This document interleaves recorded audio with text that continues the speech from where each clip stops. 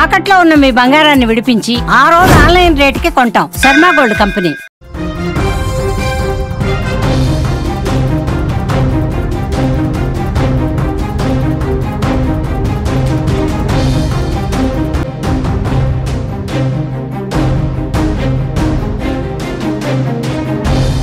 India వదిలేసిన బలూచిస్తాన్ మాత్రం పాకిస్తాన్ కు చావు దెబ్బ కొడుతోంది.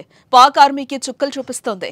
ఎవరైనా ఆర్మీ ఉద్యోగులు వస్తున్నట్లుగా కనిపిస్తే కాల్చి పడేస్తున్నారు. వందల సంఖ్యలో సైనికులను హతమారుస్తూ దూకుడును కొనసాగిస్తోంది. భారత్ పాక్ ఉద్రిక్తత పరిస్థితులను తనకు అనుకూలంగా మలుచుకున్న బలూచిస్తాన్ ఒక్కసారిగా స్పీడ్ పెంచింది.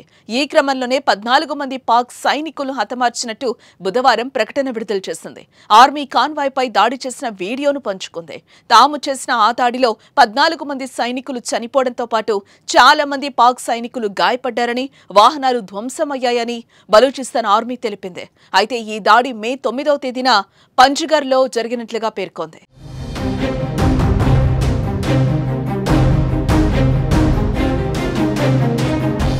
బలూచిస్తాన్ ఆర్మీ తమను స్వతంత్ర దేశంగా కూడా ప్రకటించుకుంది. ప్రభుత్వ ఏర్పాట్లకు సన్నాహాలు చేసుకుంటోంది. క్వెటాలో కొత్త పార్లమెంటు ఫోటోలు, జాతీయ చిహ్నం, జాతీయ గీతాన్ని సోషల్ మీడియాలో పంచుకుంది. భారత్ సహా పలు దేశాలు తమ దేశంలో ఎంబసీలు ఏర్పాటు చేసుకోవాలని కోరింది. భారత్ తమ జట్టుతో క్రికెట్ కూడా ఆడాలని విజ్ఞప్తి చేసింది. తమను దేశంగా గుర్తించి కరెన్సీ, పాస్పోర్ట్ జారీ వంటి ప్రాథమిక అవసరాలకు నిధులు సమకూర్చాలని ఐక్యరాజ్య సమితిని అభ్యర్థించారు. అలాగే తమను పాకిస్తానీయులను ఒక్కటిగా చూడొద్దని భారత మీడియాను కోరారు.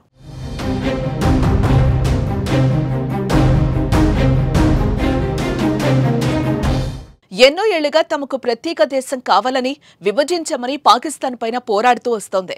పాక్ సైన్యాన్ని ఎదుర్కొంటూ ప్రజల మద్దతును కూడగడుతూ పోరాటాన్ని కొనసాగించింది. చివరికి పాకిస్తాన్ వెన్ను విరగడంతో బలూచిస్తాన్ బుధవారం నాడు తమను తాము స్వతంత్ర దేశంగా ప్రకటించుకుంది. భారత్ చేసిన యుద్ధం వారికి ఫలించింది. బలూచిస్తాన్ దెబ్బతో పాక్ రెండు ముక్కలైంది.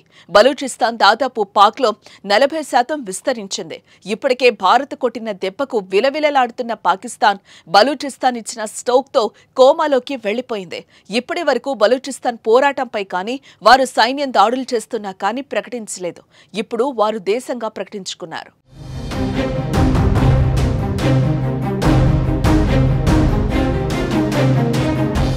పాకిస్తాన్కు బలూచిస్తాన్ దెబ్బ కోలుకోలేంది. బలూచిస్తాన్ ఎఫెక్ట్తో మరోవైపు నుంచి సింధు రాష్ట్ర ప్రజలు కూడా తమ పోరాటాన్ని ఉధృతం చేసే అవకాశాలు కనిపిస్తున్నాయి.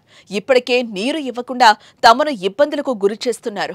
ఆ రాష్ట్ర రైతులు ఆందోళన చేస్తున్నారు. తమ ప్రాంతంపై పాలకులు నిర్లక్ష్యం వహిస్తున్నారంటూ గళమెత్తుతున్నారు. భారత్ సింధు జలాల ఒప్పందం రద్దు తర్వాత ఈ ఉద్రిక్తతలు మరింత తీవ్రమయ్యాయి. ఇలాంటి సమయంలో బలూచిస్తాన్ పోరాటాన్ని స్ఫూర్తిగా తీసుకుని చెలరేగితే పాకిస్తాన్ పరిస్థితి అగమ్యగోచరమే.